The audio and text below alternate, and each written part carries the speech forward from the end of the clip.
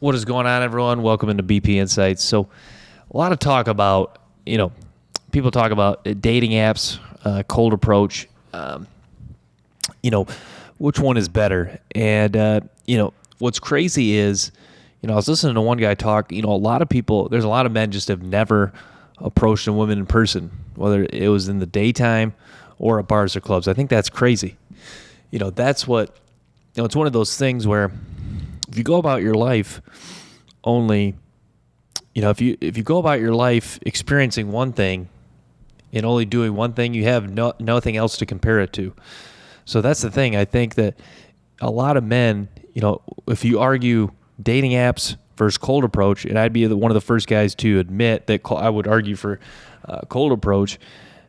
A lot of men have only used dating apps. So even if it's hard, they don't even realize it's hard because they have nothing to compare it to. So I find that really interesting.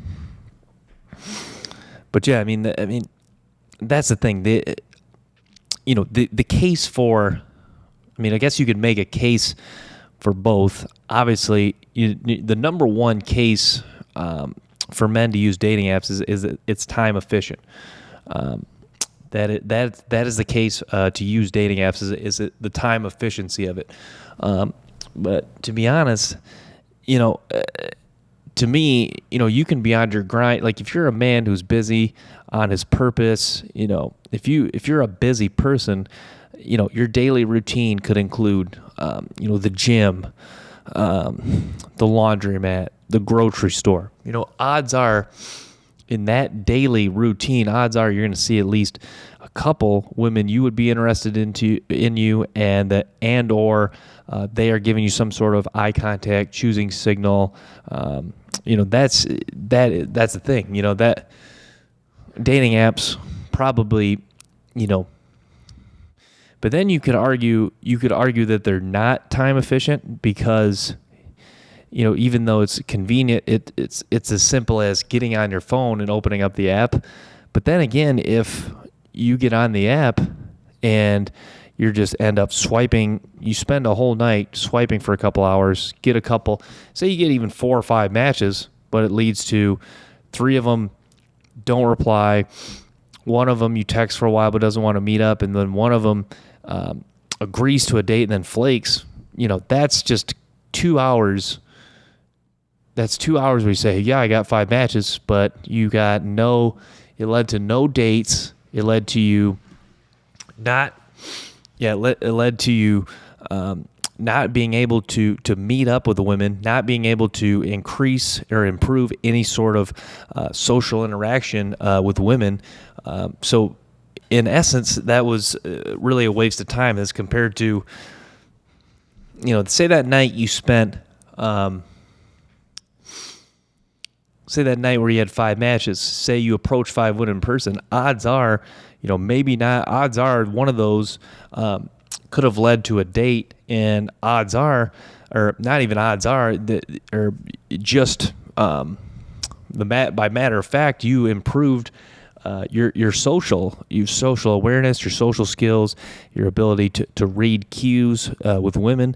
All those are improved compared to the 2 hours you spent on the dating app getting 5 matches that led nowhere. You got at least, even though you only got one date, which is one more as opposed to dating apps, you're improving your social skills. You're learning how to flirt and interact with women in a real environment, not online.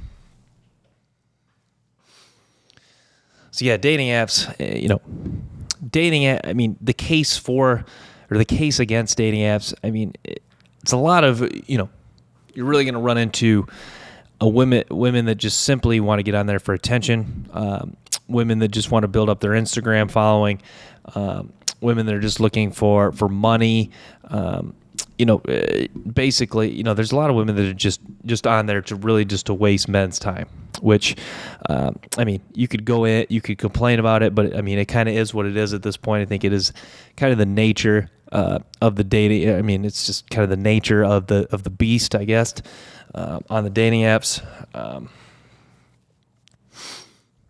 But yeah, and I heard, Darius M had talked about the best argument for the best argument for doing in-person approach is you got to think when you do in-person approach, or if you are really on your grind, you're just, if you approach a woman quickly, or maybe not quickly, but say you spend a whole day and you're just out and about and you see a woman, a lot of times the interaction is just brief. It's hi, I noticed you over there. I find you attractive. Maybe you talk for 20, 30 seconds, maybe a minute. You don't really have to talk. You don't have to talk too long. You can kind of get a quick sense if they're interested or not, and then get the number. Say, I'll text you. We can meet up. Text them later for the date, or text them later. Hi, do you want to do this at this time? And if they reply with maybe, or I don't, or we'll see, stuff like that, just let it go. If they agree to the date, then you got a date. And set a date. Thing is, once you agree to a date, set a time and date. Don't be too available. Pick a couple days. Pick some certain times, that work for you. Don't just completely free up your schedule, because, that just looks like you have nothing going on in your life. But yeah, dating apps, really, and you find yourself, the problem with dating apps, even if you have your notifications on, you just find yourself kind of checking, it's almost like, as a man, you talk about females getting validation. As a man, sometimes you find yourself just wanting to get the validation of getting, it feels good to get a match, or it feels good to get a message, or it feels good to see that little notification light up. You want to just avoid that. As good as that feels, the real life interaction that goes well is awesome too. And that's the thing. You listen to guys in like Darius M talks. A lot of times you go for women that you actually find more attractive in real life. You go for the women that are actually more your type, women that, not every, some guys say every woman's on dating apps. I don't agree with that. I think there's more, like, the quality of women you meet in person, or the women in person are more quality. You notice, like I used to notice, some women you see on multiple dating apps, and I would notice that if you're like in a college town, you'd see those women too at the bars, and they would stay single. It's just like, it's kind of one of those things where, just seems like quality women just, they're more feminine. They're not on dating apps. They're not just, they're not just frequently, scouring bars and clubs.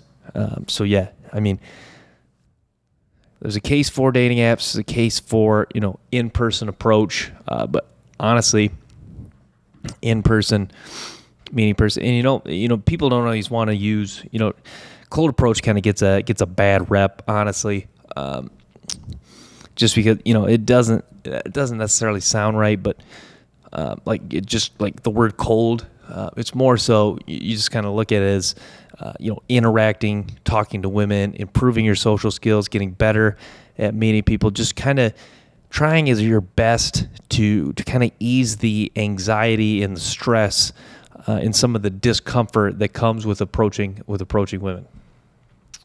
So yeah, guys, I'm going to wrap at that. Thanks for tuning into BPI Insights. Stay tuned for more episodes and clips from the show. Till next time, peace.